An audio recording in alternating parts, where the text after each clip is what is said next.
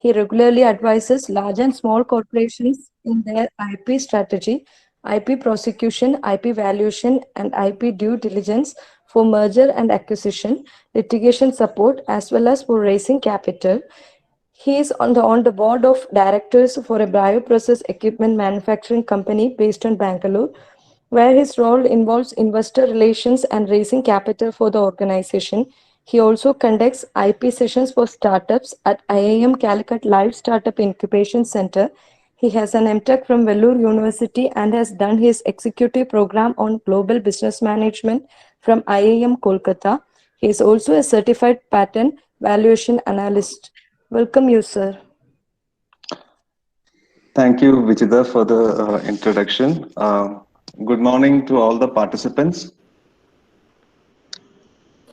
So I'm Jacob. I'm a senior strategist for IP and business for an IP law firm called Lexorbis. We are one of the top tier IP law firms in India. We have offices in Delhi, Bangalore, and Mumbai. I am based out of the Bangalore office. And In the past, I had my own practice, which later got acquired by Lexorbis, and that's how I'm in Lexorbis for the last 3 years. And I've been so the area which I take care in Lexorbis is in patent or IP commercialization side of it. I also happen to be on the board of a biotech company, and so I will. So in today's session, it's on technology assessment and valuation. So the way I have structured this program, this session is I will talk a little bit on. I'm going to give you a different perspective because I know that you have been listening to the last 3 days on technology forecasting, on technology transfer, and things like that. I will give you a different perspective. I'll try to give you a different perspective of what it means to do technology assessment and valuation of technology or intellectual property in at the broader level. So the way I've structured, I will talk about a little bit on at the macro level of technology assessment and a little bit on the micro level, and then I will focus a large part of my topic on how this can be applied to in a university scenario. So I presume a large part of this audience are research scholars, PhD holders, and professors who do research, cutting edge research, I believe. And so, how does it apply to you, especially focusing on the technology transfer side of it? How universities or academia should have a technology transfer office, and how do they commercialize their technology or at a broader level, I said, on the intellectual property rights. So to get started, let me get started with my presentation, and I will walk you through my presentation. If you have any questions, you could post that in your chat box, and I will try to address as and when it gets my attention, or probably towards the end of the program.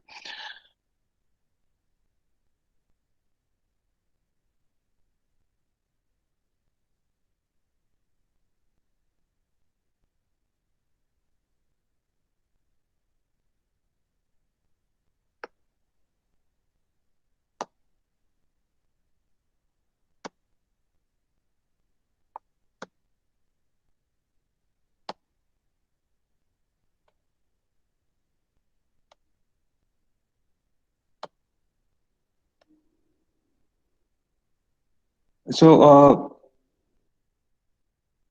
can someone let me know if this is visible? If my Yes, PPT. Yes, sir, yes, it sir. is. It is It's visible. visible. Okay, thank you. But it's not in the presentation mode, sir. Let me try to do that. How about now? Uh, yeah, now it is in the presentation mode. Yeah. All right, thank you.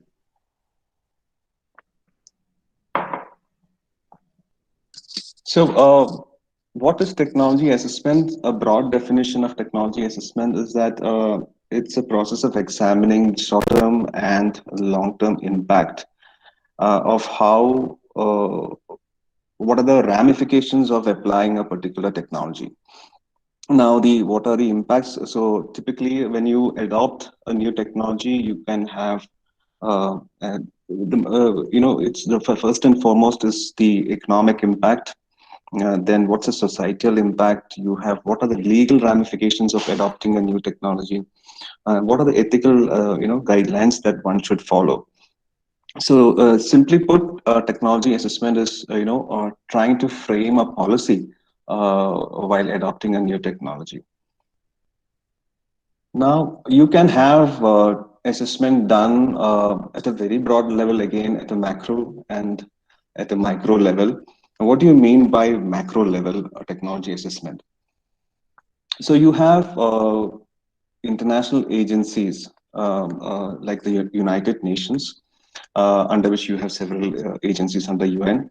You have the WHO, the World Health Organization. You have the International Telecommunication Union. You have the funding bodies, the IMF and the World Bank. You have the OECD again, part of the UN, and then you have the OPEC for the oil and you have several such agencies across the world who actually make a technological assessment at a very macro level.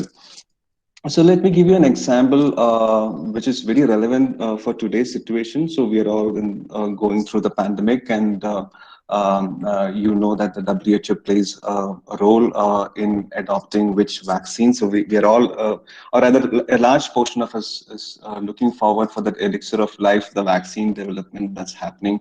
And we have several vaccine candidates across the world. In India also, we have several candidates. And you must have recently heard about AstraZeneca stopping the trials because of there is some side effect. And we have in India, we have another kind of vaccine candidate which is on Covaxin, done by Bharat Biotech. And world over, so you know, Russia has started with their Sputnik, and then in the US you have Moderna, China also releasing their own vaccine. So the WHO plays an important role when it comes to the adoption of which vaccines to go. Is it safe or not? Similarly, like WHO, you have the US FDA standards, the Food and Drug Administration body of the United States, which gives the go-ahead signal to release any vaccine. So that's one example that we can give of technology adoption at a macro level. The another example that I can give you is on the 5G technology. We all know that we have heard about 2G. We saw the emergence of 2G, 3G, 4G, and now we are talking about 5G. And in fact, this became the grounds for the trade war between China and the US. With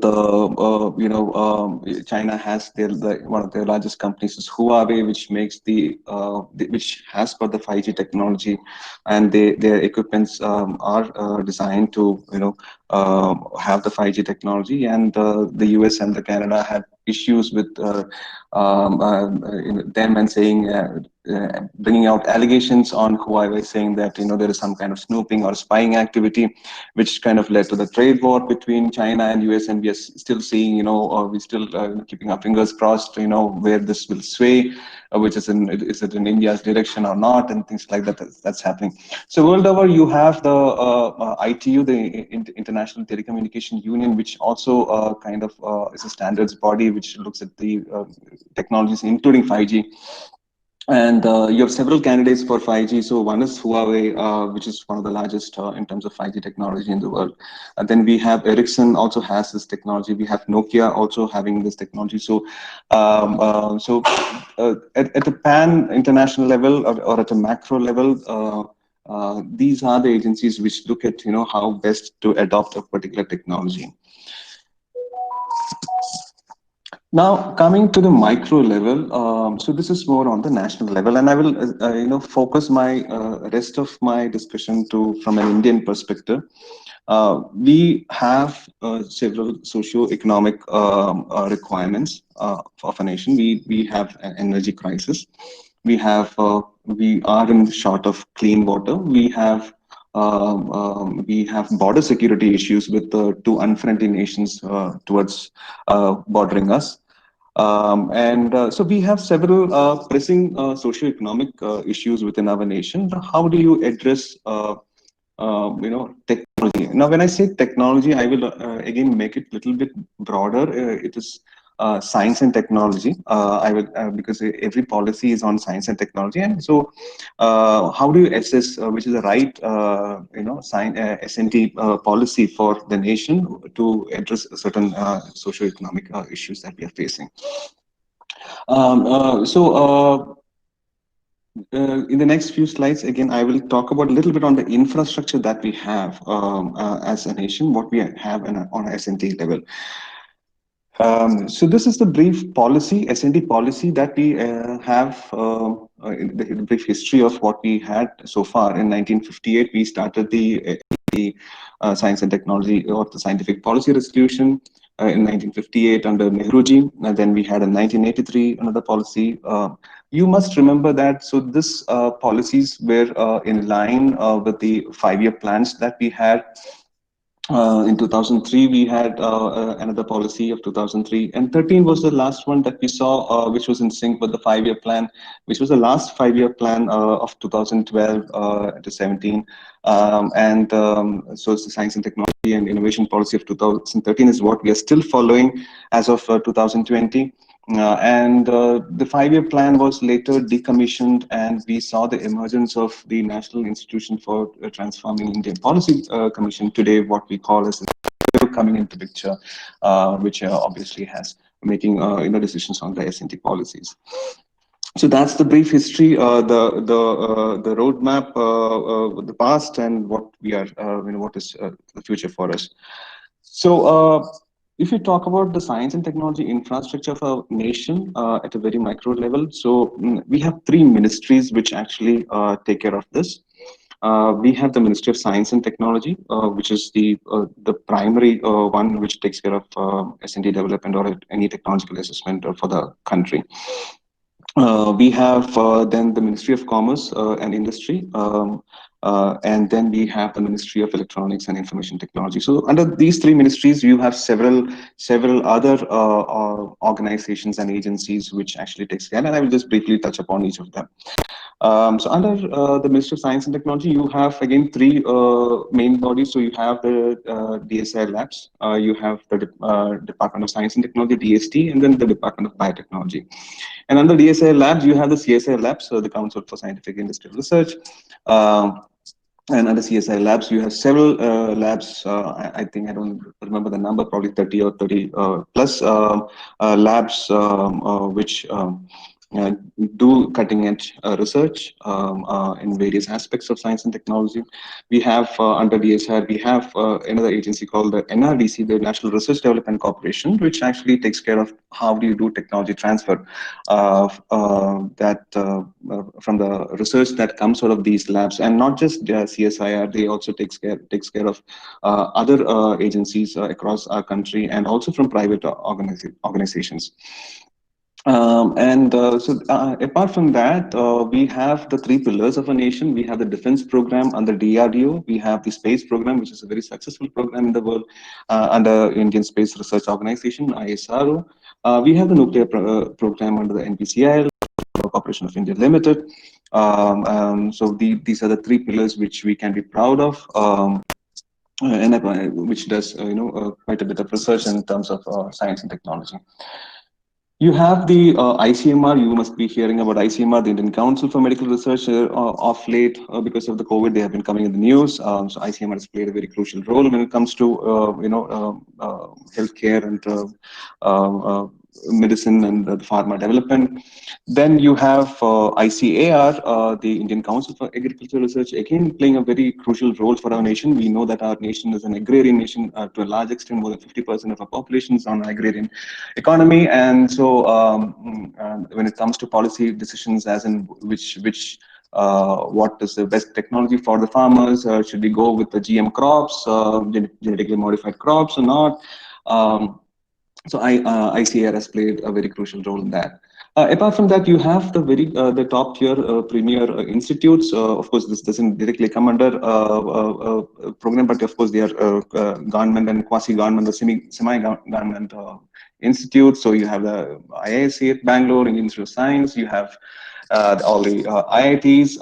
You have the TIFR, the Tantra Institute of Fundamental Research, you have the Bhabha Atomic Research Center, and you have several state-owned autonomous R&D institutes, public-private institutes, and including your university, CUSAT, which is again Cochin University of Science and Technology, and doing good amount of research for our nation. Another two bodies which worth mentioning in our S&T infrastructure under Ministry of Science and Technology is on the TBI, Technology Business Incubator, which incubates small startups, or rather you would say kind of people with having a technology idea. They would incubate, and then they will kind of groom them to be prepared for the market release. Then you have TIFAC, which is actually the nodal agency for technology forecast and assessment for our country, which they've been doing a good job. So that's about TBI and TIFAC. Then moving on to the Ministry of Commerce and Industry, you have the TADF fund, which is available for people who are interested in clean energy. They can apply for this fund to start a business, and this comes under the Ministry of Commerce. And then the main organization which I'm associated is the Office of the Controller General of Patents, Designs and Trademarks. It's CGPDTM, but in short, what we call the Indian Patent Office or the Indian Patent Office, and which has done a tremendous job in the last 2 decades. I've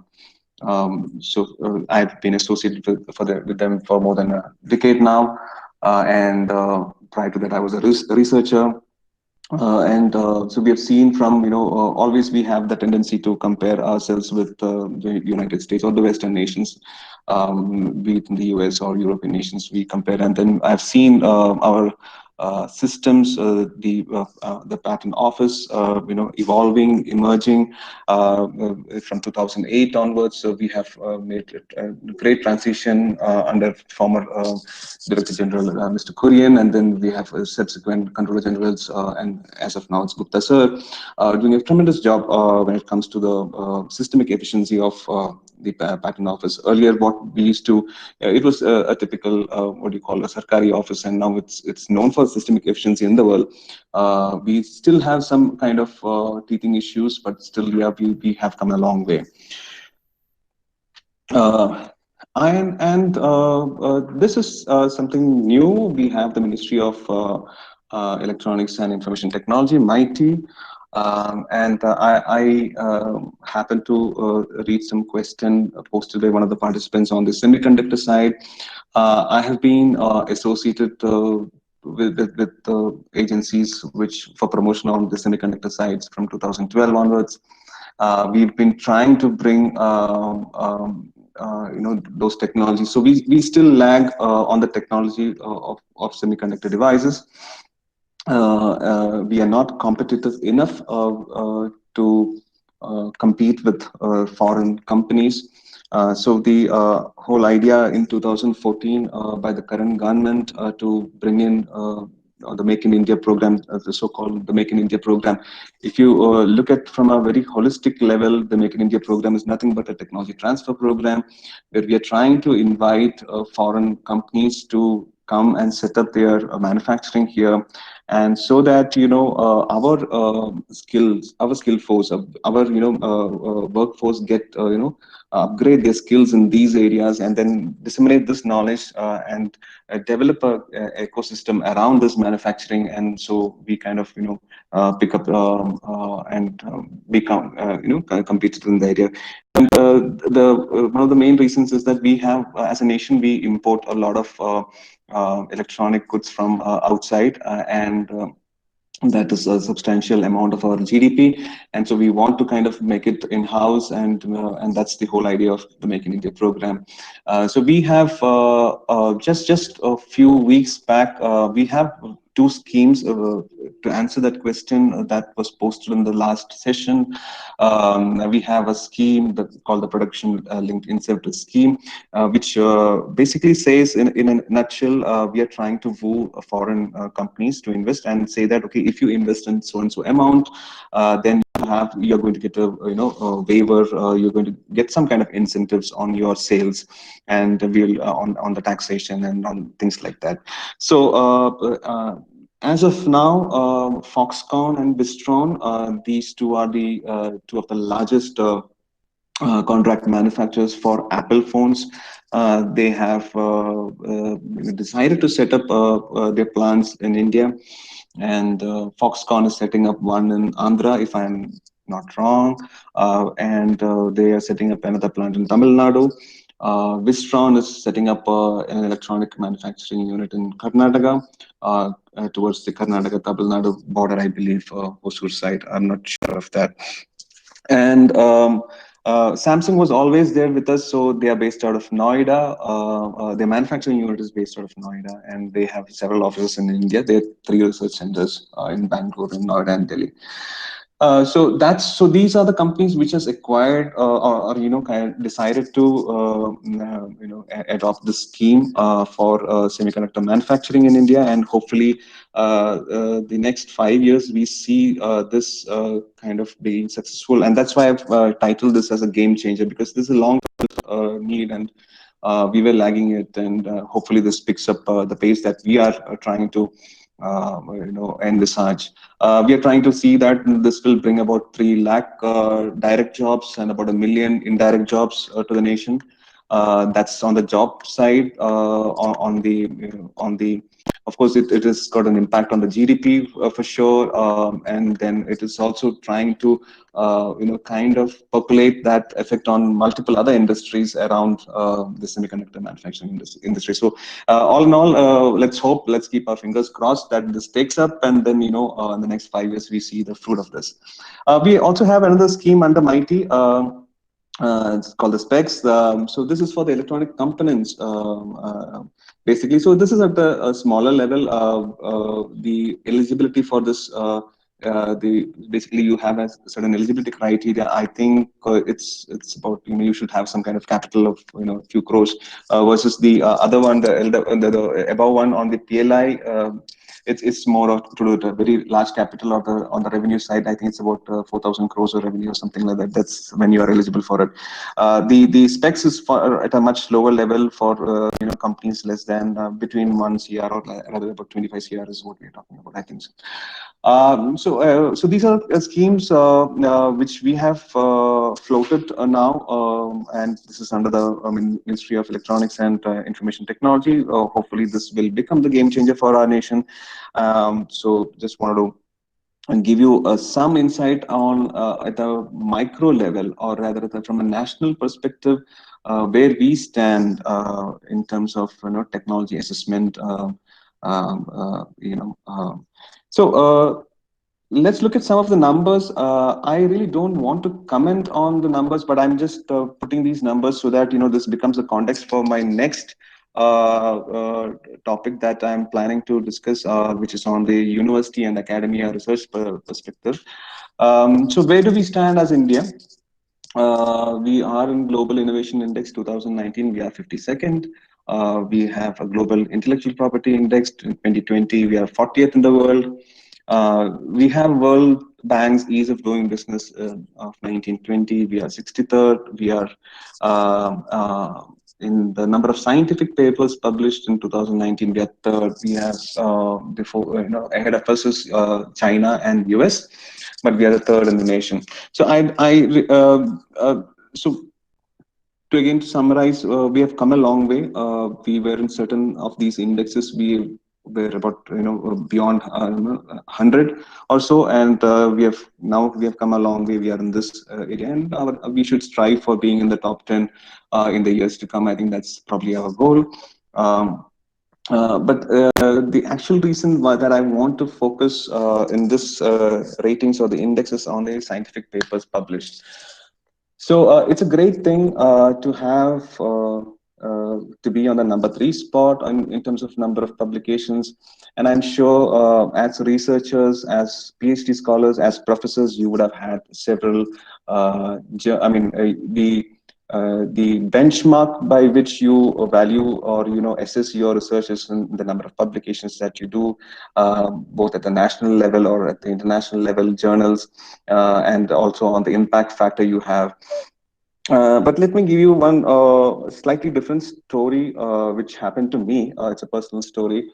And this was back about 17 years back. And I was, one of my research work got a grant from ISRO. So the Indian Space Research Organization gave me a grant, I think about 12 or 14 lakhs in those days. And I was a researcher, and so I used to travel across all the research organizations of the DRDO, ISRO, so NPOL, and you talk about LEOs in Bangalore. You talk about the Nuclear Power Corporation and at Kalpakam. So I used to visit all these organizations, interacting with various scientists.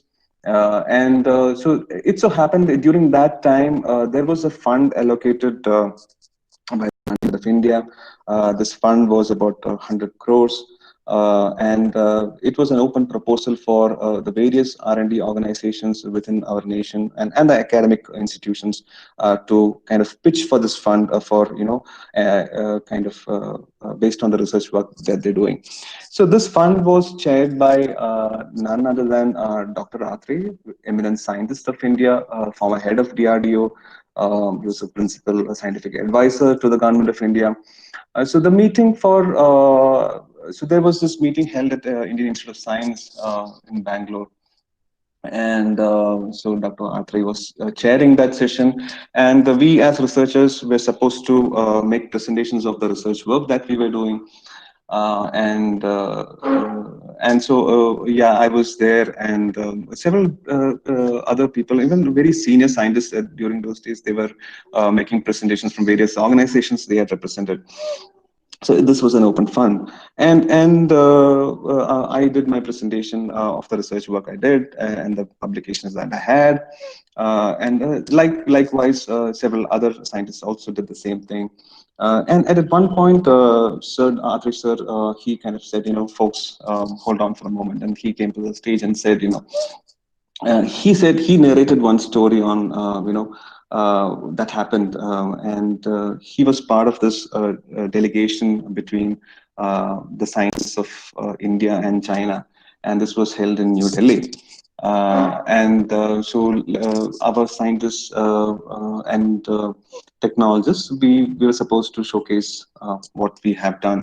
So one by one, we showcased our scientific advancement, our technology, and we said this is the technology that we are working in. This is the publications, number of publications that we have. This is the technology. This is the number of publications that we have. And so then it was a turn for the Chinese counterpart to come and present their work that they have done in S&T. And so they came, so they said, this is the technology, these are the publications, these are the number of patents that we have, these are the products. So technology after technology, they presented, in such a way, technology, publications, you have patents, you have products. So then, so Dr. Athre continued and told us, the audience sitting there, he said, it's important to do pure research. So pure research is fundamental backbone of our nation. Apart from pure research, which can only yield on publications levels, you also have to focus on applied research, and which should translate into industrial research. And that's that's where our country will grow and move forward in terms of science and technology. Again, to summarize the entire discussion, so he said, folks, please go back, do your research, and make something more interesting for me to disburse this 100 crores. As of now, I'm not going to give you a single penny. And so we were all, as a young researcher, in those days, I was a little disheartened, and then we went back to our research. But the story why I shared today is that we are great in terms of publications, and it's a great achievement. I too felt, but then the need of the hour that we should focus on products, on commercialization of our technologies, of our research work should be in the direction that it should yield some kind of product or a service to our society, and that should be the focus. So with that, I will move on. I wanted to share this story so that I set the tone for my next few slides. So if I'm shooting over time, so I have 2 hours, right? If Dr. Ratish, or if anyone can say, so I think yeah, it's about, Yes, sir. Yes, sir. yeah. All right, thanks. So talking about technology assessment and valuation and what it means for academic and research institutions. So let me give a background of before we enter into how universities can contribute, how academia can contribute to this technology assessment or technology transfer. Let me just talk a little, give you a problem statement. So we have see our nation is largely dependent on the SME. SME stands for small and medium enterprises. MSMEs, micro, small and medium enterprises, which again falls under the SME, a larger umbrella of SME. We have a vibrant startup ecosystem also, but largely we are as a nation, our GDP about 30% of our GDP comes from the SMEs. We have about 6 crores of SMEs in India, which employ about 10 to 12 crores of people, which we have about 48% of our exports is from SMEs. And we have an ambitious plan of 5 trillion economy by the current government of 2024. And out of 5 trillion, at least 2 trillion has to come from the SMEs. Now, what is the status of this SMEs in India as of now? So there are several roadblocks that an SME faces, and I will share with you my personal experience too. And out of the several roadblocks or the barriers for an SME, I've just listed the 3 primary barriers that you can see. The number one is the access to finance. See, as a nation, we are very good in pure science research. We are as a nation, we are considered to be on a high intellectual capital. Um, but and when it comes to applied research, we do a lot of the way we move forward in SMEs is on a lot of re-engineering is what we do, or what we call as reverse engineering. That's how we kind of drive the existing SMEs. So so for SMEs to kind of do some kind of research, they need access to finance. They need to have money. And in today's situation, 80% of Indian SMEs are cash strapped. We don't have the money or the time to look into get into the research mode or R&D mode and address the problem. So we kind of do a lot of reverse engineering, and then we somehow meet the requirement. So access to finance is one of the big barriers. The second one is on the policy front. When I say policy front, we should go back into. We should look at how these developed economies, the so-called developed economies, what were their policies when they were they were developing. They didn't mushroom out of nowhere and became a developed nation all of a sudden. So if you look at a few hundred years back, and if you look at the industrial revolution, which happened somewhere around the late 1700s and the early 1800s, in the 18th and the 19th century. It was started by United Kingdom. You have UK, which were pioneers in the Industrial Revolution. You had US following that, and you had France and Germany. These were the 4 main nations which actually took part in the Industrial Revolution or contributed to the Industrial Revolution. And if you look at the policy side of it, I'm no great expert at policy, but if one must be aware of on the policy front, because that is what we will have to look into if we were to grow as a nation and advance in terms of science and technology. So on the policy front, if you look at these nations during those days, they all had a protectionist mechanism.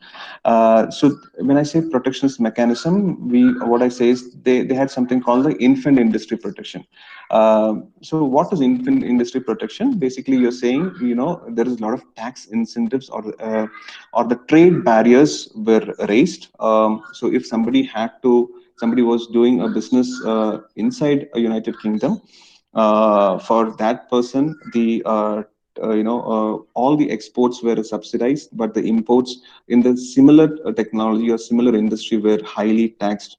So basically, if I was in, I would do business with the UK, then my product would be at a much higher tax, and the duties levied on me would have been much higher. So this kind of cushioned their local industries, today we call as small and medium enterprises, basically their infant industries.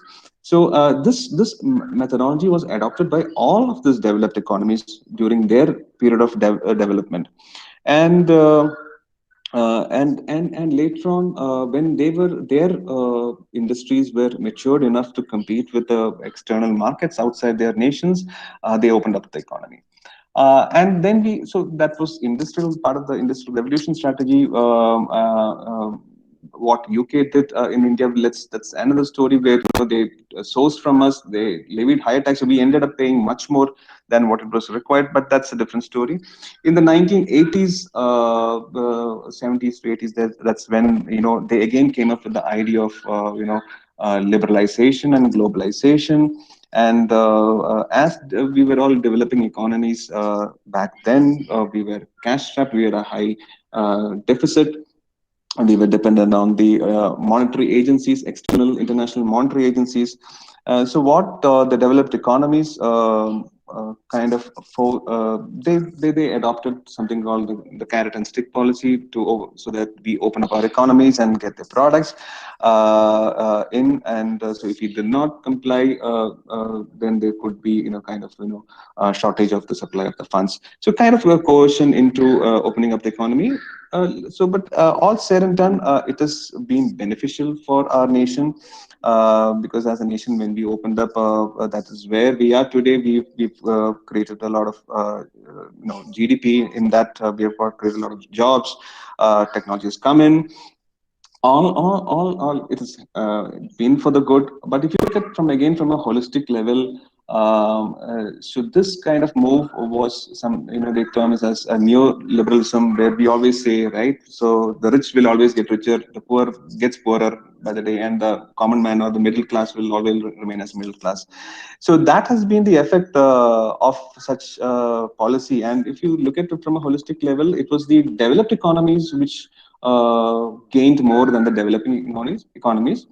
But all said and done, good. It happened for our nation. Now, if you see the current situation, trend in the last 10 years, all the economies world over, we are going back to a protections mechanism. And so Make in India is one of the policies where, we are trying to protect our local industries.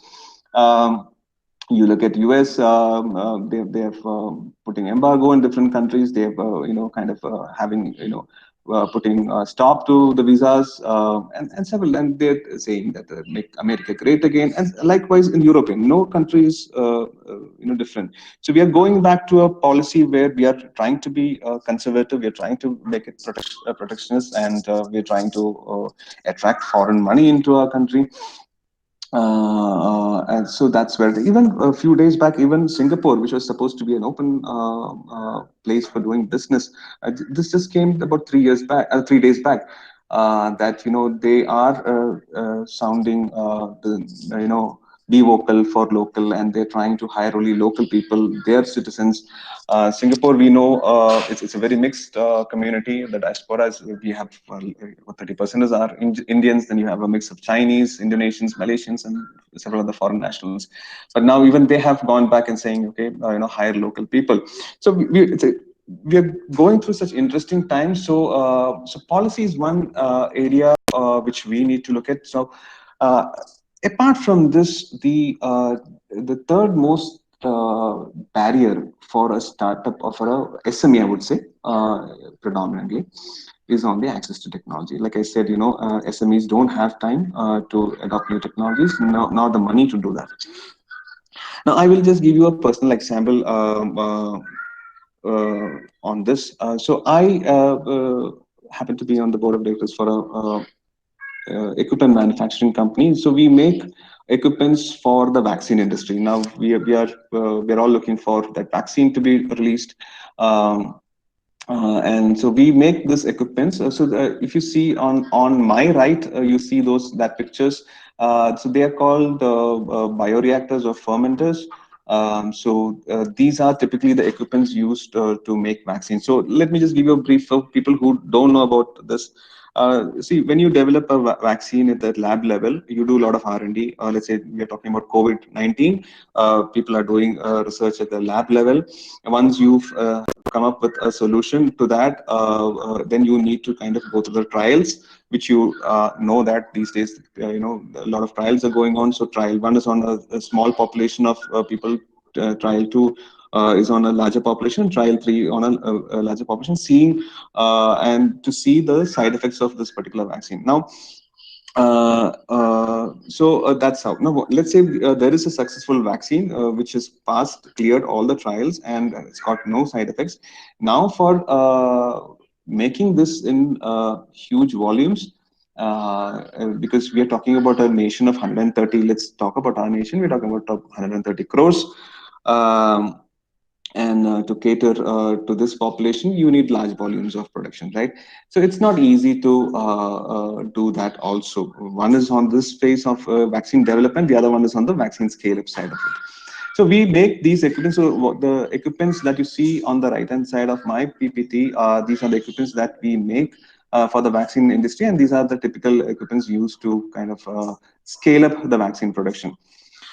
uh, so we are a mid-sized company. We fall in the small and medium enterprise category. If you for the latest definition that the government released of the MSME, so under 250 CR is medium enterprise. So we will fall under the medium enterprise, something around that. We clock a EBIT of 50 CR with a multiple of 6, 7, about 300 CR is what we are valued at. So that's the size that which we are in. Now, I want to. So these are various equipments that you see we make. Now, this is a technology. Why I'm bringing out this is to kind of highlight the technology problem that we are facing. So, in this equipment, one of the main components. There are many components. We source it. So one of the main components is called an agitator.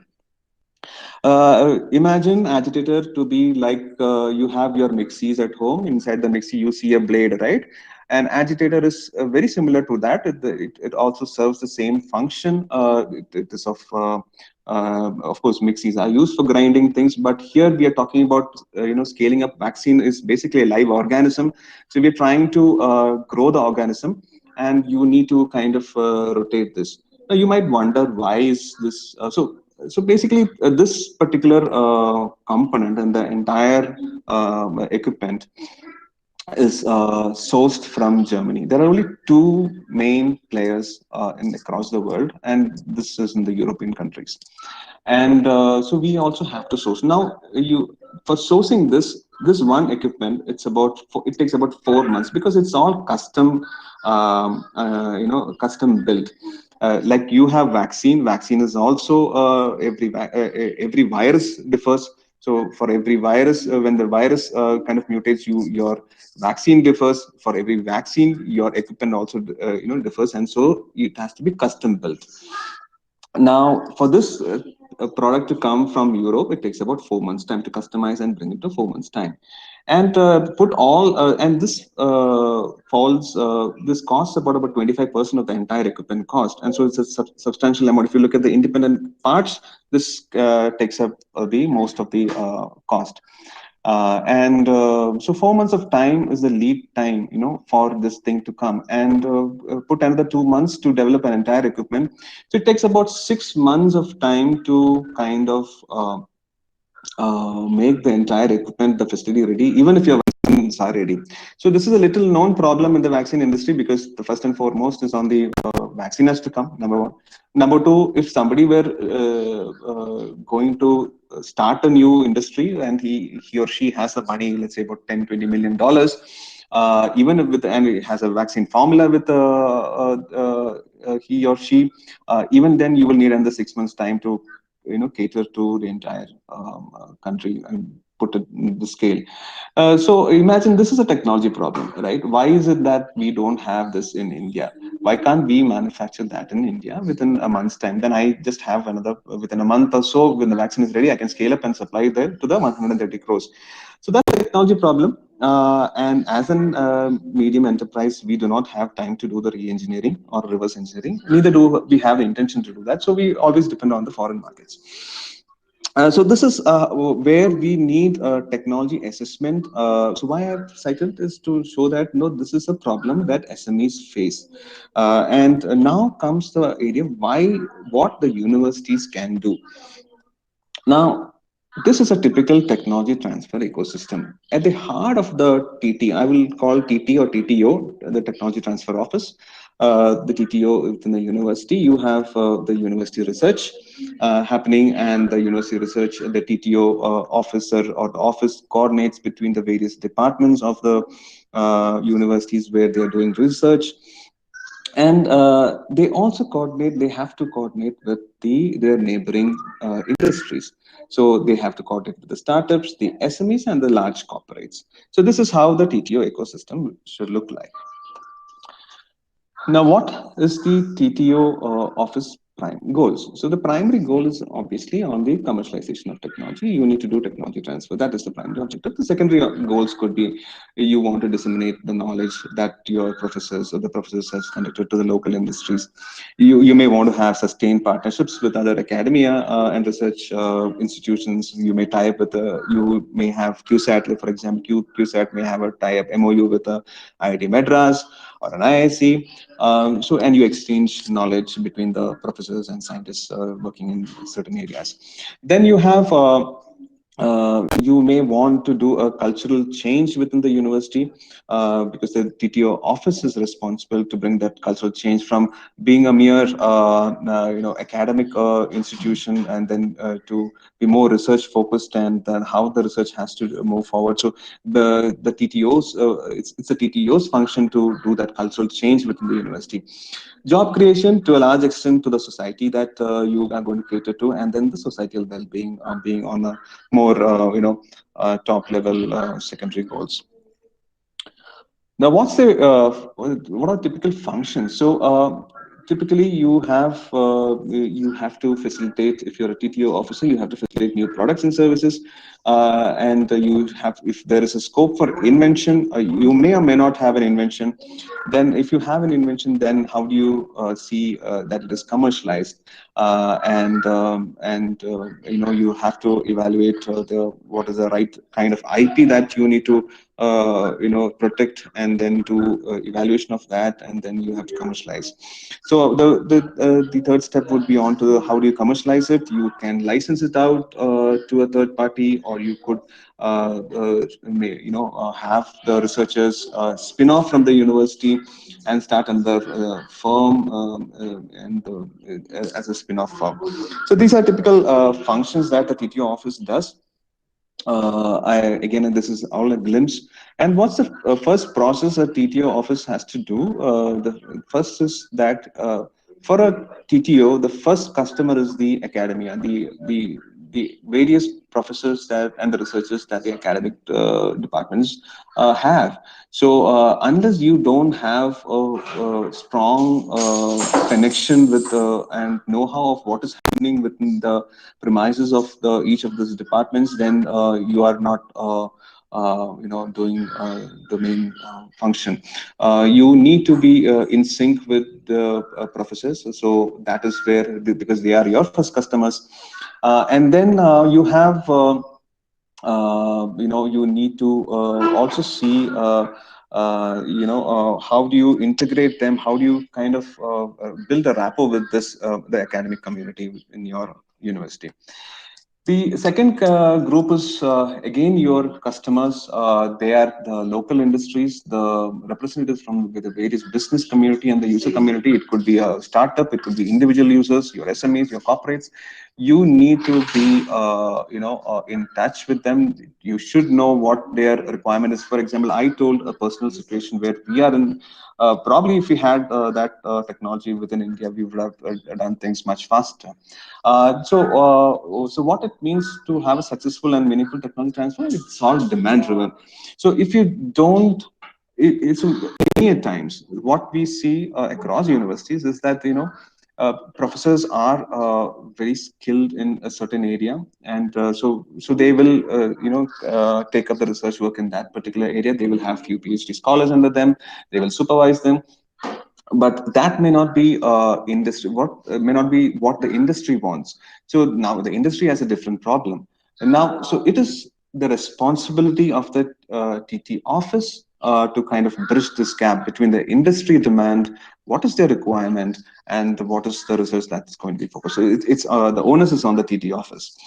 The third group is on the regional and government offices. You should have liaison the government offices, starting from your collector of your region to the secretariat in your capital, Trivandrum, for you guys. So you should have a liaison, because it is at that level the policies are made. So unless you don't, have a say on the policies, then you are again left out. So this is a kind of a process that you should have. That you have a strong connect between the academic community, the professors who do research, or the research scholars. Then you have the business houses around you, the local industries around you, and then with the government offices. Now comes what is the role of TT office with respect to intellectual property, and then next few slides I will talk about a little bit on IP and why is it important that the TT office recognizes the IP generated, created within the university campus, and how do you commercialize it, how do you value it, and how do you commercialize it. All right, we have some more time, so.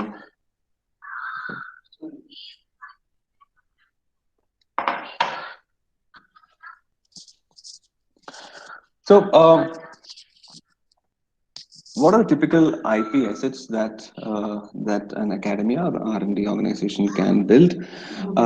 You must be aware of this, but I will quickly go through them because I'm presuming you are aware of it, and my previous session speakers would have spoken, or probably you would have already know about this. So for the larger interest of the audience, people who don't know, I'm just going to revisit these. Typically you have so intellectual property assets is nothing but the creation of the human mind. The creation of the human mind is eligible for protection. It's a right that's given by the law. It's not your fundamental rights. The fundamental rights are basically your right of freedom of expression, speech, and things like that. But this is a very special privileges that given to you. This is special rights and exclusive rights given to you to kind of practice, kind of protect others from manipulating your intellectual creations. So let's say you have a novel idea. If it qualifies for an invention, you can apply for a patent. Then, if you have some kind of design, you can go for a trademark. If you have some kind of creative artistic expressions like lyrics and songs, you can go for a copyright. You can go for, then if there's some kind of designs, you can go for a design. So this is broadly the four. You have other kinds of intellectual property, like earlier Dr. Radish was saying about the traditional knowledge and GI, the geographical indications. So they are also a part of the intellectual property assets, but from a purely commercial perspective is what I am looking at. So these are the four IP assets that academy or the university can build. So what are trademarks? So what's the need for a mark? So you must have seen logos. You would have seen logos. So logos can be protected under trademark. What's the need for a mark? So if you want to distinguish your product, let's say you have an idea within your university, you want to start a new company. and you have a name for the company, you want to, and or a name for the product, then you want to distinguish that product from the other products in the market, then you need a mark. So you protect. So it's not mandatory. It's all up to the company to decide whether to go for a trademark or not. What is the criteria for getting a trademark registered? You need to kind of distinguish your mark from other marks, and that's the criteria for getting a trademark registered. Then you have what are the classes? So every trademark is registered under different classes. So you have classes for service, you have classes for products. So from 1 to 35 is for products. You need to register. Let's say you are under, you kind of come out with a new painting, paint chemical which is heat resistant, water resistant, and all that. Then you're offering that. Then you will do under one of the classes under 1 to 35, which is an appropriate class for that. And then if you are into some service, let's say you are into software service, then you will have to register under class from there are 36 to 45 is the other classes. I think 42 is the class for software registrations. So you have various classes under which you need to register your trademark. Once you get your trademark registered, then it's valid for 10 years, and then for every next 10 years you need to kind of renew your trademark. Copyrights. So it's predominantly given for all literary, dramatic, musical, and artistic works. Let's say you have paintings, you have your lyrics, your musical notations, you have work of art, drama, sculpting. They're all copyright protected. But what does it mean for a technology transfer office, which deals with technology in the university? So you should understand that, let's say some of your computer science department comes up with some kind of software code. Then you must understand that software code is primarily copyright protected. So we have a lot of debate going in India whether software is patentable or whether it's copyright protection, and so we will talk about it. In case anyone of you have questions on that, I can address it later. But primarily, all the software code that you develop is copyright protected, so the TT office has to know that this is what it is. So these are all the various things that you can protect under copyright. Then the duration of the copyright is the life of the author plus 60 years. So typically, if somebody lives for about 80 years or 90 years, 90 plus 60, about 150 years is what the copyright validity is there. Typically, in academic institutions, what do they face? So typically, copyright issues come in academic institutions in terms of software that they procure. But I will just skip this for, and then copyright issues in the library. The library science division would have issues in the copyright issues when somebody kind of try to kind of copy it and doesn't have the adequate rights. One of the cases which I want to highlight, because I'm kind of addressing to this audience, which is largely an academia. So there was this case being fought at Delhi University. Typically, at the Delhi University, you had they had a services called the Rameshwari photocopy services. I'm presuming in your university campus also adjacent to it, you will have photocopy services where students photocopy material. They take materials from the library, or the professors give them some kind of material, and which they will kind of take a photocopy on that. Now, what happened at the university is that so professors used to give something called course packs. Basically, they will kind of the portions that they cover would be actually available in a course pack, and so that course pack was available in the Rameshwari photocopy services for students who go and take a photocopy. Now so this basically the course packs, the portions were taken from various textbooks, and what happened was there was a raid conducted in the photocopy services by the publishers of these books. And they kind of seized this book and said, okay, this is a copyright infringement. And so they sued the Rameshwari photocopy services, as well as the Delhi University was part of it. And they said this is a copyright violation because you have copied a large portion of the text. Now, this case was fought, left and right at the Delhi High Court. This case was fought in Delhi High Court, and then finally, let me just to summarize what the court observed is that there is a section 52 in the Copyright Act of 1957, and what it says is what is a fair dealing. Okay, so finally, the Delhi High Court ruled in favor of the university and the photocopy services, saying that this is not grounds for infringement or a copyright infringement. So why is it not? First thing they observed is that India is Indian population. We are from we are a developing economy, and let's say a course today, let's say if it's a 3-year degree course or a 4-year in a professional course or a 5-year course.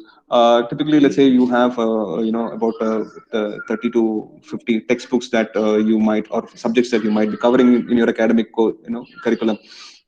Nowhere, or rather, it's not a practice followed by a large population of India that you kind of procure all these textbooks for yourself.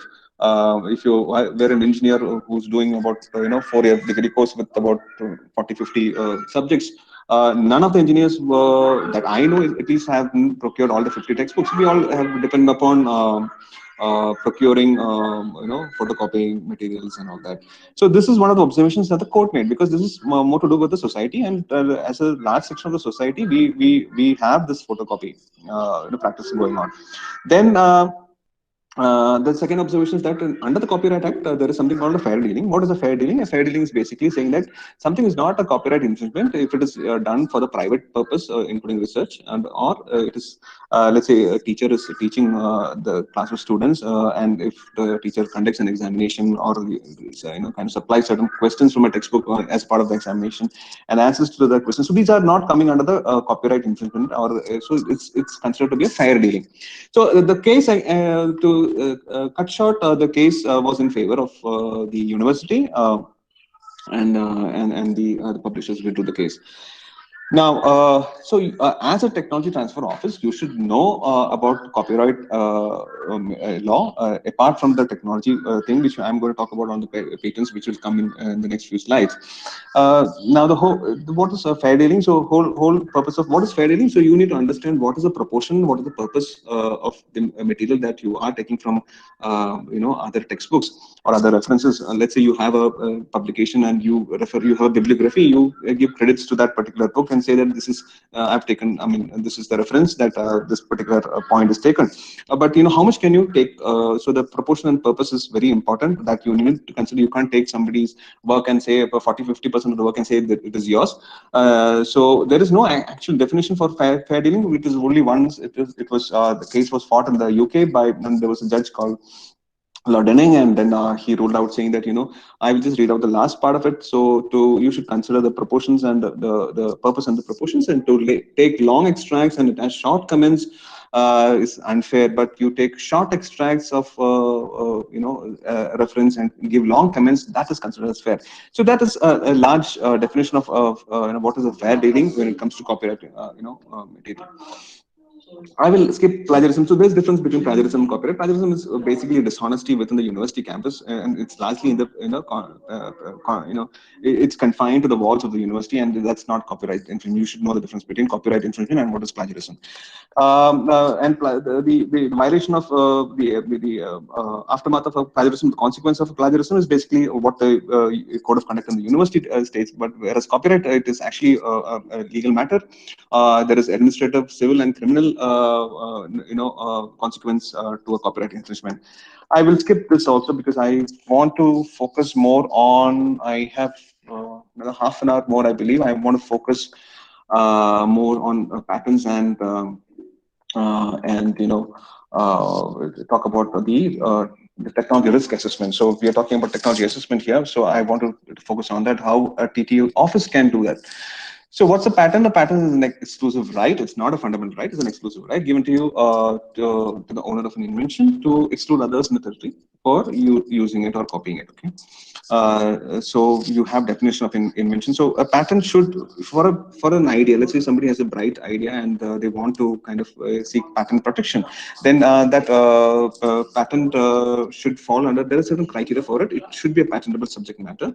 There is a section, there's a section 3 in the Indian Patent Act, which says, what is not patentable. For example, if it's a mere discovery, if you have found a new formula, if you're working with your Fourier transforms or Laplace transforms or some kind of formulas, it's not patentable. So there are certain areas which you can't patent. There are certain areas, like for example, if even if it's an invention, but it's coming to the it's endangering the life of whether living beings, be it human or other non-human living beings, still it's not patentable. So there are various subject matters which are not patentable under the Indian Patent Act. That Section 3 kind of defines it. For you to get a patent granted, it has to be a patentable subject matter. Then the second, the important aspect is on the novelty part of it. Your idea should be novel for you to get a grant for a patent. Then you should have an inventor step. So the way basically the way you talk about inventor step is that it should not be obvious to somebody who's already skilled in your technology area. So it has to be a non-obvious. Then apart from that, you need to it should have some kind of utility and industrial applicability. And typically, it's a jurisdictional right, and it's let's say you file for a patent in India, it's valid in India. You can go and if you have markets outside India, you could. Seek protection outside India under various schemes. There is different kind of treaties that you can have available. There are two ways, primarily on a conventional route, and one is the PCT route, which you can apply. I will not step into all that. So it's valid for 20 years. The patent right we saw trademark is valid for 10 years. Copyright for life of the author plus 60 years. This is valid for 20 years.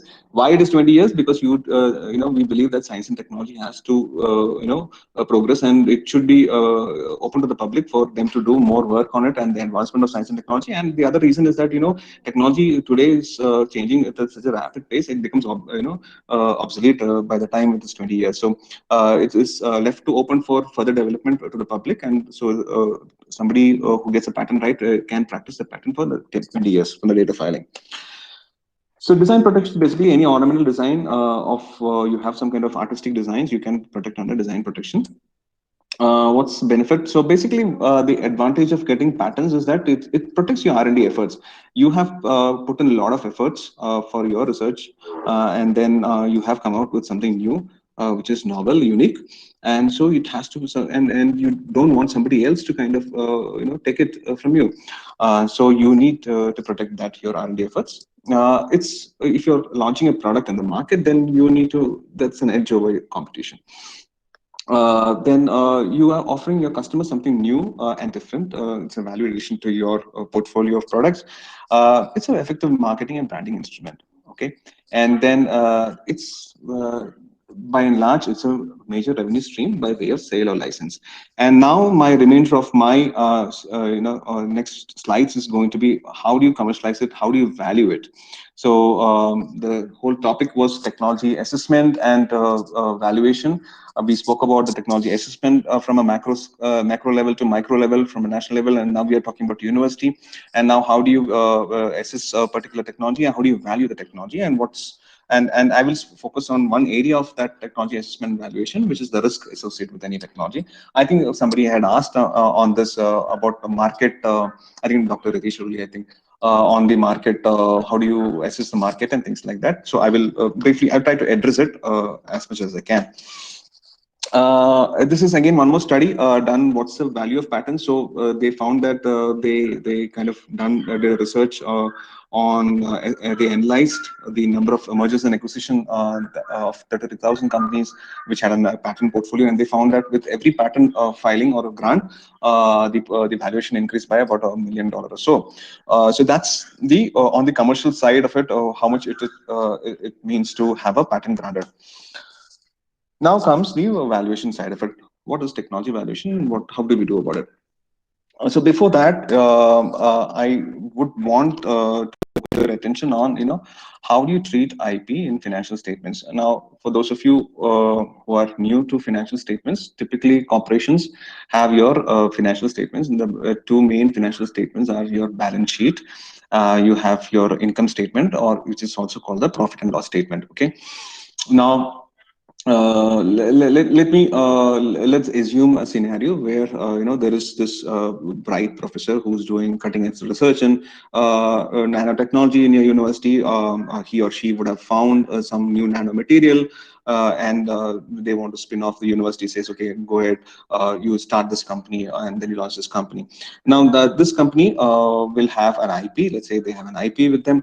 Now how do you treat this IP in their financial statements? So very strangely, the way you consider IP is different in balance sheet and income statement. So any IP that you generate in house, which means that like you have put in your hard earned effort, and you generate some kind of IP, and then that IP is usually expensed out in your income statement. This is rule number one. Rule number two is that if you acquire IP from a third party, then that becomes an asset for you, and that is kind of reflected in your balance sheet in your current assets. So in your balance sheets, those of you know on the balance sheet how to read the balance sheet, you have current asset, you have your assets, you have liabilities, you have equities. Okay, so in the assets it will be shown when you acquire an IP. So this understanding is very crucial for you to understand the value of IP. Okay, if you are having a technology, when I talk about IP, I'm also talking about technology at a larger level. So if you want to understand, what's the value, how do you value technology, then you need to understand their financial statements. Now, how do you value it? How do you value a technology? So typically, again, this is taken from the principles of accounting. Now, you have three different methods. There is something called the cost method, there's something called the income method, there's something called the market method. I will not go through all of these methods, but I want to take you through one method, which is the income method, which will be useful for you if people who are into the technology valuation or commercialization side of it. It will be very useful for you. So I will just walk you through that. Can someone say, can you see this Excel sheet which I have put on screen? Not yet, sir. Okay, then I need I to. think you may have to. Yeah, we still see the presentation screen. You still can see the presentation screen. Then I need to stop sharing, and I may have to go back. I will have to go back. Present now. Window. We have yes, yes. How about now? Now it's visible. Okay, thank you, sir. Uh, let me see evaluation. Okay, right. So assume one of your leading professors came out with a new research. So you need to forecast your value, right? You need to understand what is the value that is going to give. So this is how you value your technology. And again, I said this is no great rocket science or something. Somebody who's from the accounting field can easily make this out. But I presume a lot of you are from the science and technology background or engineering background. So probably maybe not a smooth walk in the first go, but as you delve into it, you will be very comfortable. So you actually look at as if you were to evaluate technology, like I said, you need to have some kind of market impact onto it, right? How do you assess? So you actually look into you forecast what's the top line. When you say top line, what is the revenues that a particular technology can bring in? Same. Let's. So I will restrict myself to technology and IP. So you please, I will tell that interchangeably, technology and IP. So what is the revenue that the particular technology can bring in? So that's the top line. So as I see, this is the operating revenue. This is I'm talking about crores. So it's 300 crores. This is the for the year one. This is the particular technology that's revenue that is going to bring. Now you kind of deduct all the expenses, so you need to how much does it cost. So COG stands for cost of goods sold. How much does it cost to develop this technology, not on the R&D level, but let's say you have come up with certain, there is a production cost, right? So that is deducted here. Then you arrive at something called the gross profit. You may have your R&D expenses, you have your patent maintenance expenses, you will deduct those two. Then you arrive something called the EBITDA, the earnings before interest, tax, deduction, and amortization. So EBITDA. This is a very crucial number because this is how you actually assess the value for the technology. So you have an EBITDA. Then once you have the EBITDA, you depreciate. So every technology, there is some kind of depreciation. You depreciate it. You arrive at your EBIT, and then you actually deduct all your interest expenses. Then you have a profit. PBT stands for your profit before tax. And then you have a tax. So we have effective today's rate. You can either have a 22.5% tax, income tax, or you can have a 25% income tax as of now. And then so you consider that taxation part of it. And then you actually have a PAT. PAT is a profit after tax. Now, then you arrive at, then you deduct what is the capex, your capital expenses, your working capital, your investments, and then you have something called the FCFF, free cash flow. Okay, free cash flow of the firm. Now, after FCFF, you have something called the IP WAC, and this is where I want to bring more focus on. As technology officer, or as a person who will be valuing technology, you should understand what's the risk associated with a particular technology. What's the risk associated with a particular patent protected? Okay, how do you accommodate those risks? See, anybody can say, my technology is great. It can fetch so many crores. So when we talk in big numbers, and so that's usual. That's human. But not every technology is seeing the light of the day. So you should assess the risk. So how do you assess a technology? How do you make a technology risk assessment? So usually, when you do any kind of valuations, for example, business valuation, again, this is taken from the business valuations. There is something called the WACC. Now, WACC stands for weighted average cost of capital. Now, what it simply means that, let's say you have 100 rupees. Now, if I put 100 rupees in a bank, I will get a certain percentage of interest. Okay. Now, if I put the 100 rupees in your technology, okay, what is the rate of return which I'll get? So that is the, and then of course I'm just put it in very simple terms, but weighted average cost of capital is the ratio of your capital that you can draw, the equity that you can have, and what is that ratio, and that ratio is the returns that you can get. So effectively you're saying this is the rate of return if you put into my technology, or in a way, if you look at, this is the risk that you're going to take. Let's say if I put 100 rupees in the bank, I would have been safe with certain percentage of money. I'm putting 100 rupees on your technology, professor. You have come up with this new technology. I'm willing to invest in your technology. Now, what is my return? That has been calculated by this WACC. Okay. Now this is with respect to general business scenario. You have a weighted average cost of capital. You take the cost of equity and the cost of debt that your company will have, or your new business enterprise, or if you want to do a technology commercialization. Now you need to add something called the IP risk, or the very specific technology risk. Okay, and that has been added into this WACC.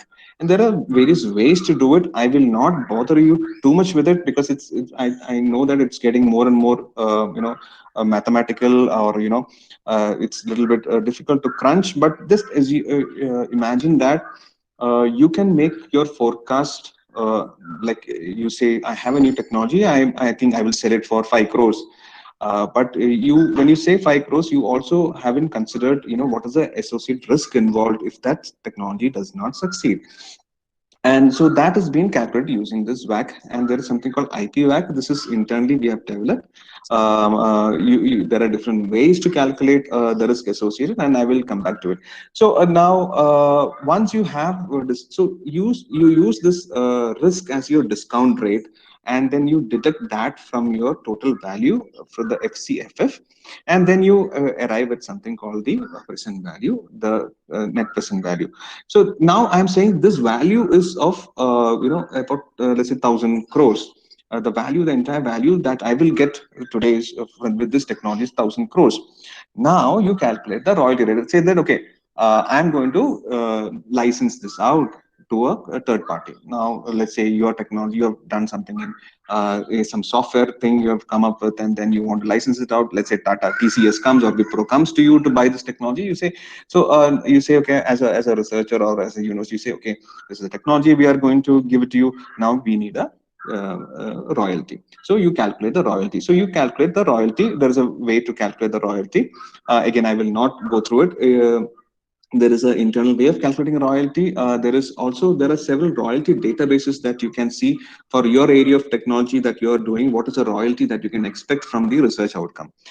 Then you actually do a market comparable. So we actually look at what is the transactions that has happened in the market in the past. So I think the one of the questions by Dr. Ratish was on the market.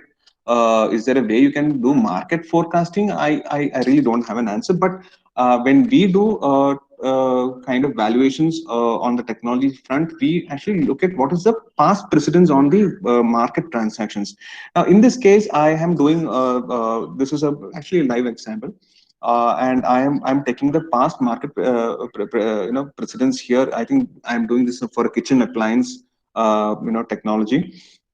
And I will look at what is the past market transaction. So here, if you see this is market transactions 350 CR. Now, again, so this is on the market transaction front.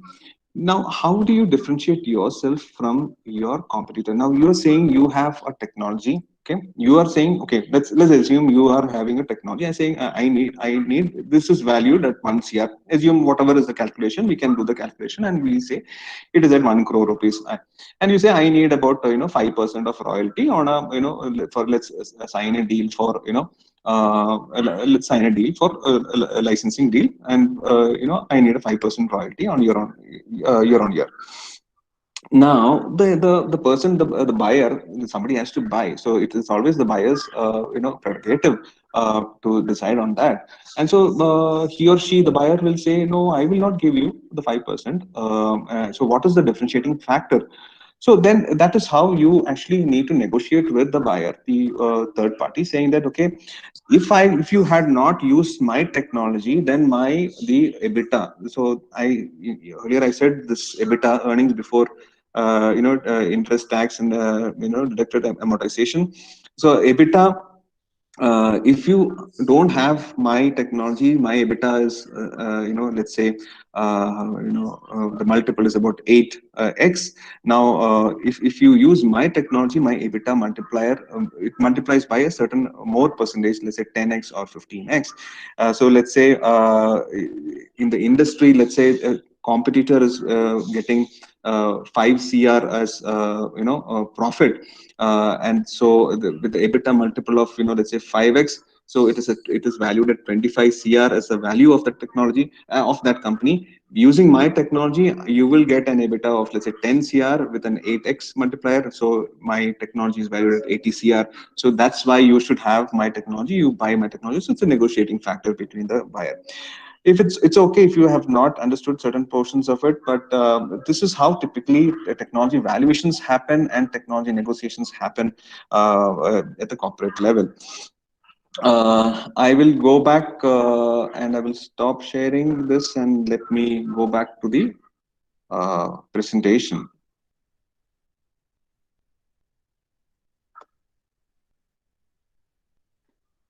I think yeah, share. All right, where did we reach?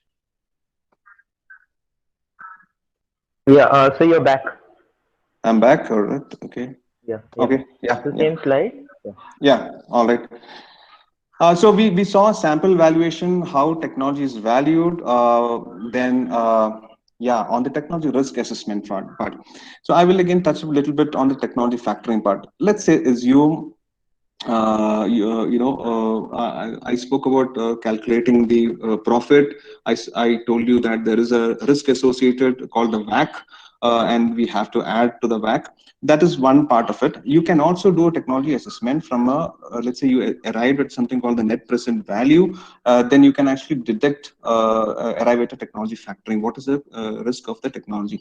So assume that, so if you see this formula, let's say there is an upper boundary that you keep in an organization. Let's say 100% is the value of the organization, and there is a physical asset of the contribution to that 100% of the value. Let's say a company has about so many computers, so much of machineries. So there's a physical asset contribution value to that. You did it. Let's say it's about 30%, and then you have a software asset contribution. You say it's about 20%. Let's say 50%. So 100 minus 30 minus 20 is 50%. So basically, you're saying, okay, if 100% is the value of the company, you deduct what is the physical asset contribution, what is the software asset contribution. You say, okay, 100 minus 30 minus 20 is 50% is the upper boundary of what is my technology contribution.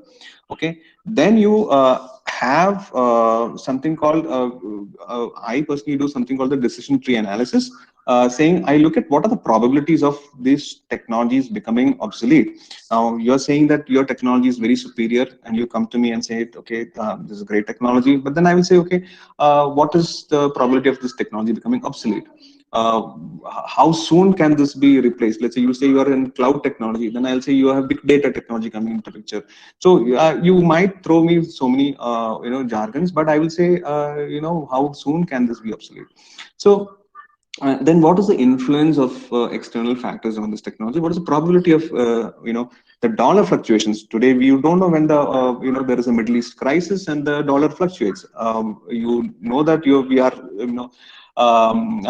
we are in a kind of situation at our borders. Will that have an effect on the technology? We know that there could be a recession in the Europe or probably in the US. Is it going to affect on the technology? So what is the probability of happening there? So at the end of it, I will calculate all the, I'll factor in all the probabilities, and then I assign some weights, which is a very standard thing to do. You assign weights based on the, impact of that, and you arrive at basically a technology factoring, which is the upper boundary into the summation of your probability into weight divided by the sum of all the weights. So once you arrive at the technology factor, then you apply this at the, let's say that you saw the upper boundaries at 50%. By applying the technology factor, you would say it is at around about 20%. You will come at around 20%. So that's the contribution of your technology. Now you apply this 20% to the net present value that you calculated in that Excel sheet which I showed you. You arrive at some value, right? I said 1,000 crores. Now you talk about 20% of that 1,000 crores. So that's your actual technology assessment. Okay, the factoring of the technology. Now, I also spoke about the weighted average cost of capital. Basically, what is the interest that you can get? Okay. Now, when it comes to valuation of technology or with respect to IP, intellectual property, you actually can do that. So again, this is we have done this internally within our organization. We can actually try to assess what's the risk associated with. Let's say we are talking about patents. Which is again very technology specific, and so what is the risk associated with the litigating this particular patent in a certain jurisdiction? What is the risk associated with commercializing this particular patent in a particular jurisdiction? And then you apply that risk along with your weighted average cost of capital, and then you arrive at a certain risk, which again is discounted from the actual extrapolated data that you saw in the Excel sheet. This is how you calculate the risk associated, or you do the assessment of the technology risk. Then if you, let's say you have a patent, and then you have another method where we do consider what's the strength of the patent. Now if you have a patent, if you are familiar with the patent application, if you have patents granted in your name, you know that patents will have certain claims. Patent is valid, I said it's valid for 20 years, and so on and so forth.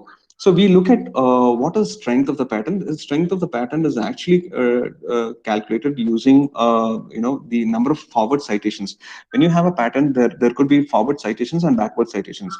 So forward citations give a very useful picture of how valid the patent is. If nobody has referred to your patent, that means there's some it's a very unutilized one.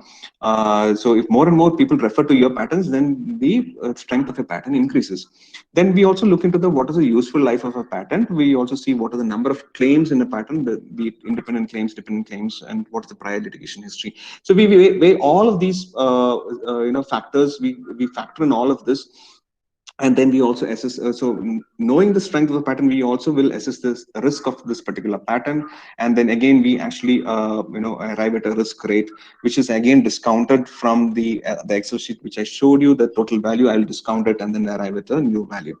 So this is how you assess risk. There are various methods to assess risk with respect to technology. I've just covered few which I personally follow. There's a lot of literature out there. Some of this have been developed in-house within our organization. So there is some kind of copyright things that we do not want to disclose completely. So, but just to give you a brief or rather, a basic outline of how risk is calculated when it comes to technology assessment. I think, yes, I'll quickly go through. So okay, now you have a splendid technology, a brilliant technology from your university. Now you know that this is the value that you want. Now you know the risk associated with your technology. I have assessed all the risk. I have done the market research. I know what is the market risk, the past transactions. So now I'm ready to sell this. Now you go to a large corporate and say, okay, guys, here is my new thing we have developed, and we think it's very kind of useful for you. And then starts the licensing and commercialization activity. So typically you have a technology developed, you want to sell it. Maybe it's an outright sale of your technology, or maybe you license it. When I say license, you license it in a periodic fashion, like you license for like 3 years, 5 years.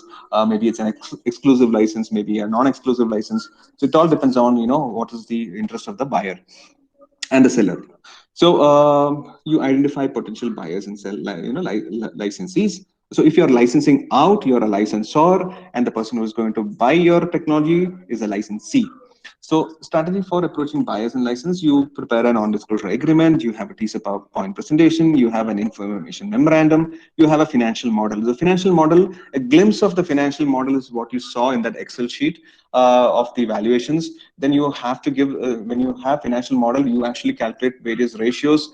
You have a P ratio, you will have a D ratio, the debt to equity ratios. So you have a complete financial modeling happening here, and then you go to the potential buyer, and then you present it.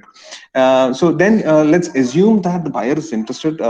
Your technology is very niche, and he or she is interested in buying it. Then you start negotiating on the contract. So you have to have a contract, and make sure that you have when you're entering that stage of contract, make sure it's a very watertight contract, because any lapse in that could cause a severe harm in terms of monetary wise or in terms of reputation wise. So it's got a lot of ramifications. So make sure that your contracts are very watertight. You should take care of some of the points which you should take care is on the patent ownership, who owns the patents, which are the jurisdictions it's covered, what's the cost sharing, who is going to bear the cost if it is lapsed, who's going to bear the cost if it's litigated, what's the assignment clause, what can you assign the IP which I'm going to license it out to you to some third party, what's the enforcement, can you enforce it back to me? Yeah. So let's say often when I enter, when I've done past transactions, so what the issues are, people claim a lot of things. My technology is very superior, this, that, but at the end of the day, and they would have granted patent. But when it goes to the greenfield, or when it goes to implementation, you see that there is a lot of glitches. The technology is not working. What happens in that situation? Okay, so this has to be covered in the contract. How is the mode of payment going to be? Is it going to be a single payment, or is it going to be like on a in stages? What's the royalty rate that you're expecting that has to be captured? What's the litigation due to third party? Let's say you are party A and you're entering into contract with the party B, and party C is a vendor of party B, and party C comes and sues you, party A. So so it becomes like a triangular love story here. And so what's the effect in that case? So you need to consider all those things you should consider while drafting a contract. So I think I'll end with that.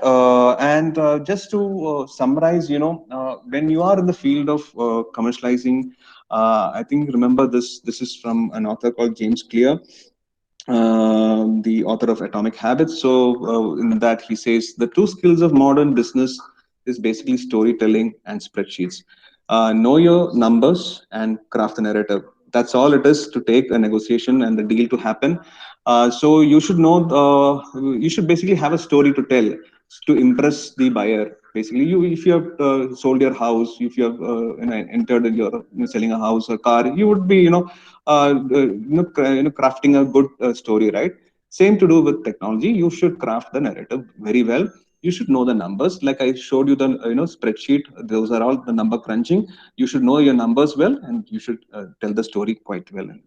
So with that, I'll end my presentation. Thank you all for listening to me, and bearing with me for the last 2 hours. I will look forward to the questions now. These are some of the awards that our firm has got, and yes, that's pretty much what I have. Let me get to the questions. Okay. Let, So I the will first take. question is, Yeah. So, are you going to read from the chat box?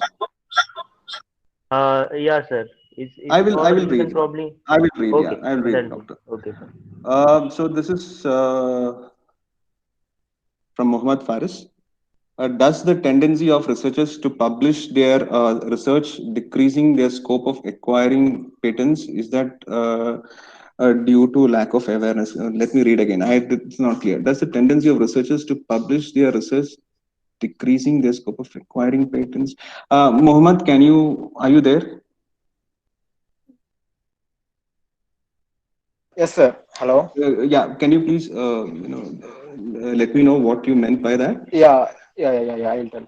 You were showing an index showing that the in the index, the India is standing third in the number of publication. Yes. And but when we look into the number of patents, we don't see such a scenario. We are far back in the trend of patent filing in India and acquiring patents. So once most of the researchers having a tendency to publish their patents, publish their scientific research, means they are losing their novelty and they are not going in the way of patents.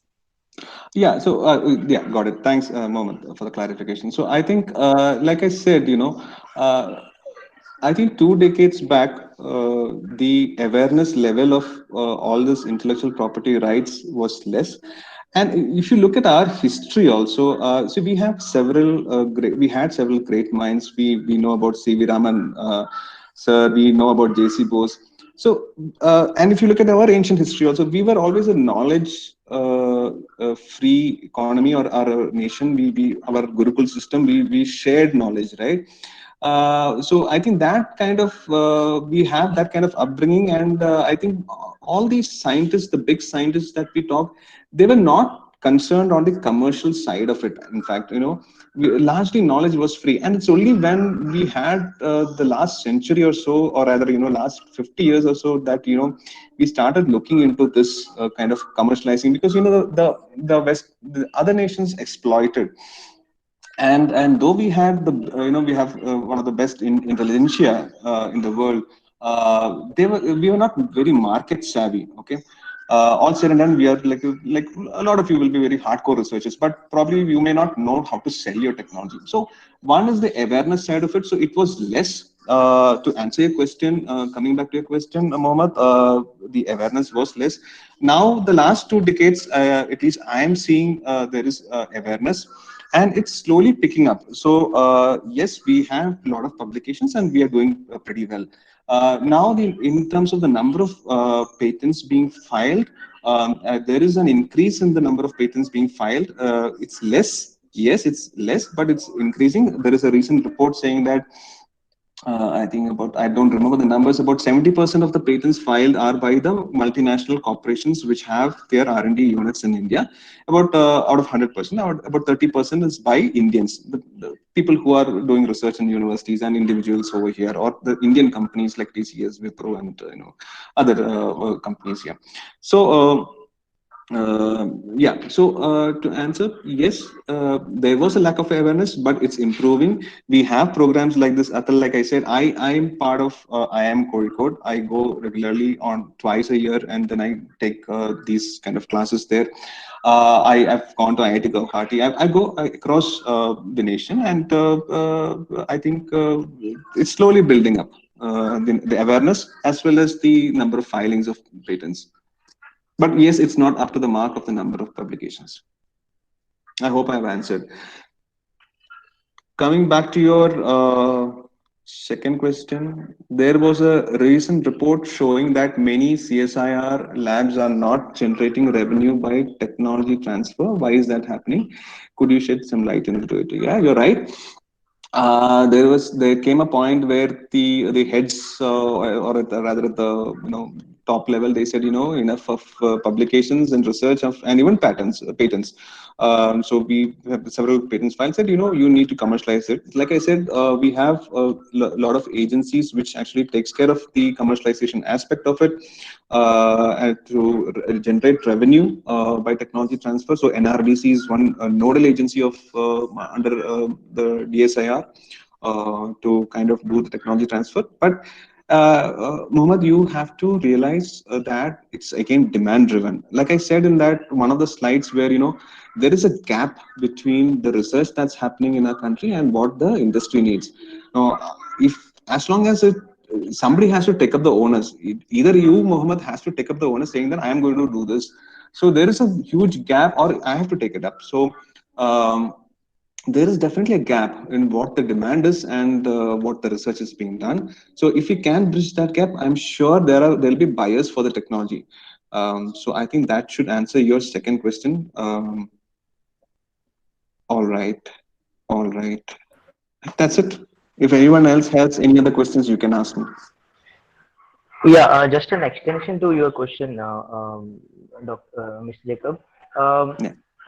What pathway do you suggest that so that we can bridge this gap?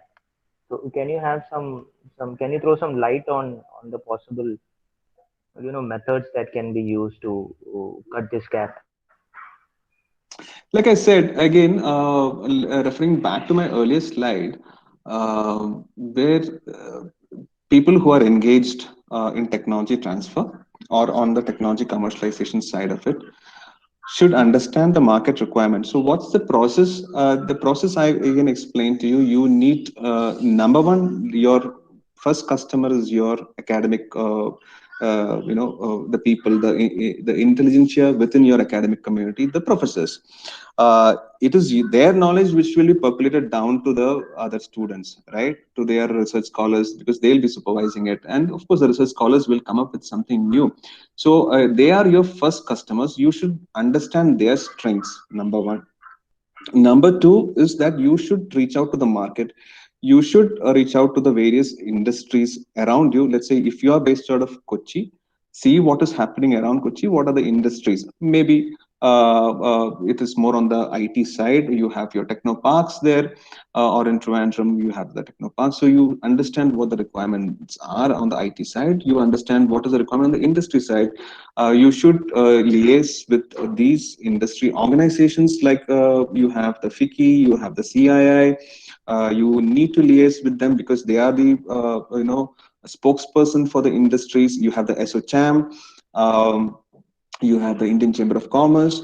So you associate with these organizations because ultimately, as a nation, there will be a Niti Aayog, and who will be presenting to the Niti Aayog? You may not be presenting. It is through these bodies they will be presenting to these SOCHAMs and FICCI and CI, ICC. They will be presenting the industry's requirements to that. And then they see, as a nation, we to take I'm just giving you a holistic picture. So as an individual, what you can do is to understand what is the demand in the market. So connect with the industries. Number two, so connect with the academia, the researchers, connect with the industry, and third, connect with the government agencies. Like you need to be connected to the government. Who is the government? Be it whatever party it is, on the you should connect to that particular person who is responsible for it. And yes, I think that's the way to go forward to bridge this gap, to understand the requirements and meet the. It's a demand supply situation. Simple. There is a demand, you supply it. If you don't meet the demand, it is still vacant. They will find an alternative. Like I said, in my case, my personal experience, so we have a demand, but it's not met in India, so we acquire it from outside. So you have to meet the demand supply. Did I answer your question? Yeah, Or do you have just a question? one more thing. So this is pertaining to acquisition of IP. So when a university is acquiring Doctor, your voice is IP, breaking. how accommodating is the industry?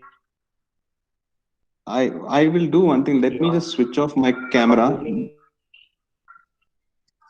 Dr. Ritesh, your voice is breaking. I'm not able to hear. Yeah, am I audible now? Yeah, now it's much better. Because Yeah. I've seen this, when we have startups Yeah. coming to us. So my question is, when a university is Am I audible? acquiring, Hello. so Doctor, can you switch off your other device? Yeah. Yeah, please. Can you repeat it? Dr. Ritesh? Just a moment, I'll do that. Yeah. Yeah, am I audible now? Yeah, audible. Hello, am I audible? Yeah. So Yes, my doctor. question is, Yeah. Yeah. So am I audible now? Yeah. So am I audible now? Yes, doctor. Yes, you are Hello? audible, Rajesh. Go ahead. Yeah, sorry, I'm.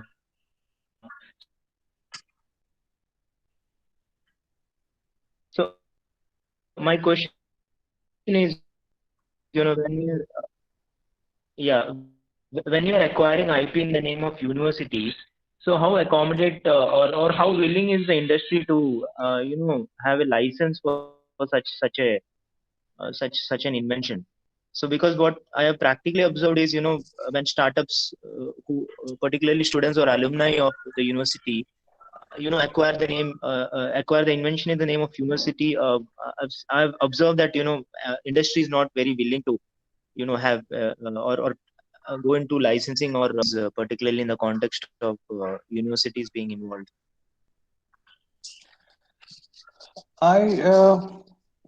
Maybe you would have faced a particular situation like that. So I deal with certain universities in the north where we try to. I think, Ritesh, we also had some kind of conversation earlier, right, on the commercialization side of it. But see, I think it's the need of the buyer. Okay, if the buyer is having a need for that particular IP or technology, he or she will not stop. We'll go ahead. There will be negotiation for sure. It's the need of that buyer to deal with it. Now, why would a buyer not be interested because it's in a university name and not in the name of an inventor? I think we will have to take it upon a case-to-case basis. I really have to see why the buyer is not interested or have backed out because it's university owned. See, the end of the day, if you're getting into a contract, into an agreement, the contract is the default. It's got the legal status, right? So whatever is said written in the contract is what will hold in the court of law.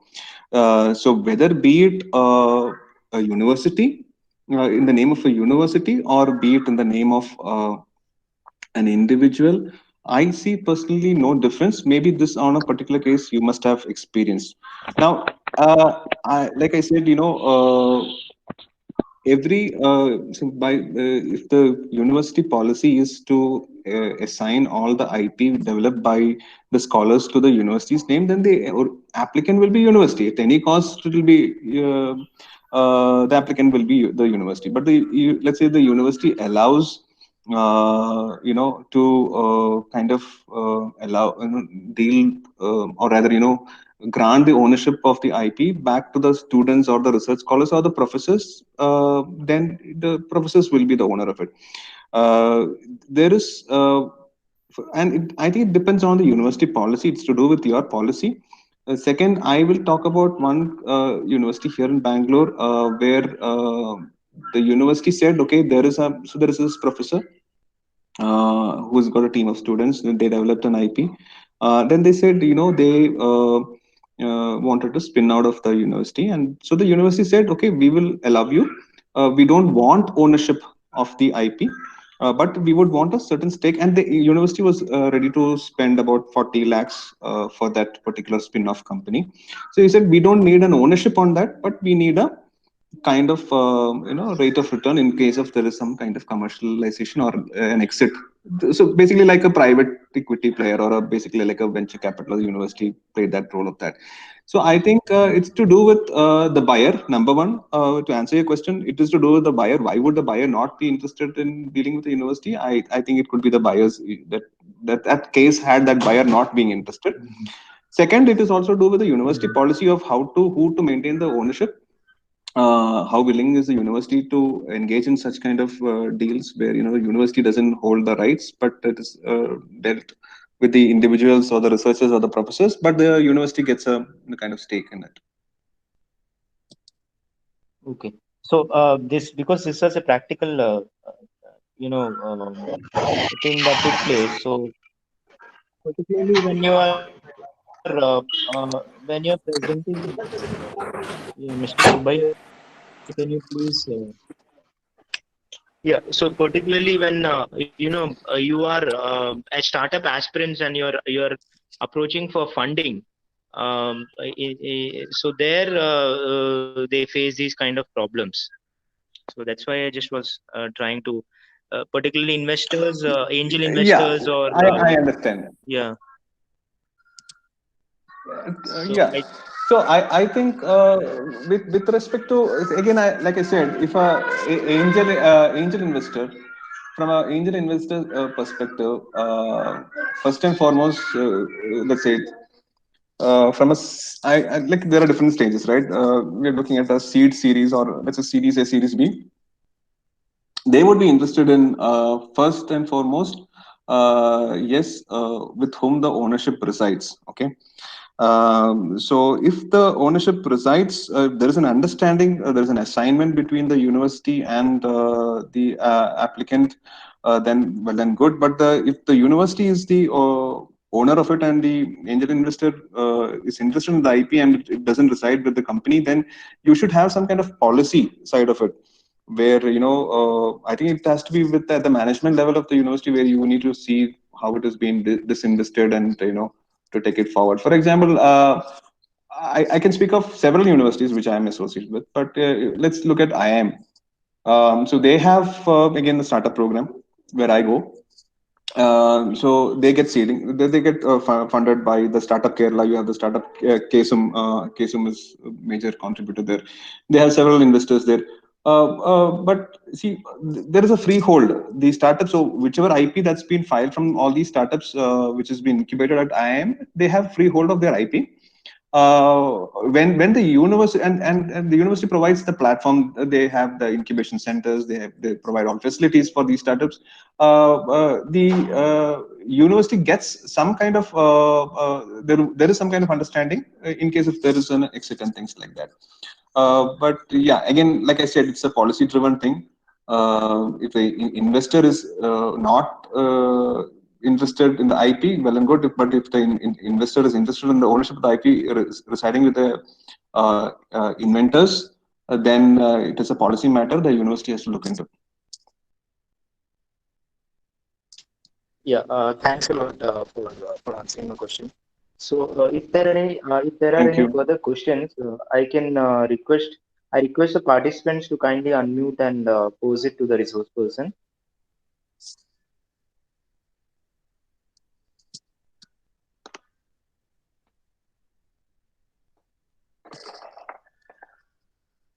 I believe, sir, I think there are no further questions. So, it's my duty to propose a vote of thanks. First of all, I'd like to thank you for accepting our invitation in the first place and enlightening us.